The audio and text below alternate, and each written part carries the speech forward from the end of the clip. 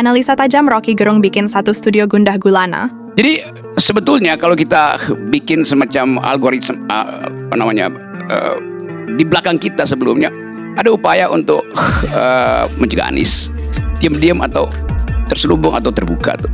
Lalu kita mulai menduga bahwa ya kekuasaan memang agak peka kalau seseorang tidak bisa dia pegang sebagai penjamin dari Presiden Jokowi itu real, kita tahu dalam soal itu.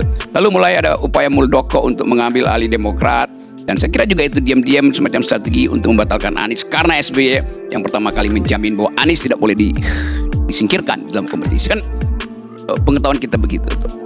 Dan sangat mungkin karena Presiden Jokowi, saya bilang dengan kata yang sangat tepat ya, sangat mungkin, atau pakai bahasa Inggrisnya itu saya lakukan guesstimation, mengestimasi dengan cara menduga itu sah di dalam logik itu. Saya guesstimating, menduga tapi sekaligus mengukur bahwa kelihatannya kasus Muldoko ini akan berhenti di Mahkamah Agung. Dugaan saya Mahkamah Agung akan menolak PK itu tuh.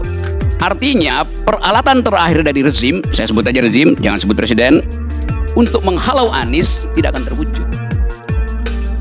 Lalu ada simpanan senjata terakhir, yaitu kasus Johnny Plate yang dari 2 tahun lalu udah diisukan tuh. Karena ini bukan tiba-tiba ada di situ kan. Jadi di dalam dugaan intelektual saya akhirnya ditemukan semacam ya ini peluru terakhir, peluru emas. Berguna apa nggak berguna itu tergantung dari keadaan politik nanti itu. Kalau berguna artinya Johnny Plate dinyatakan salah, maka batallah seluruh pencalonan Anies. Lalu gembira. Tetapi kita tahu bahwa Presiden Jokowi selain sebagai orang yang kelihatannya sederhana, tetap dia adalah seorang politisi yang mengukur efektivitas kekuasaannya di ujung masa jabatannya tuh.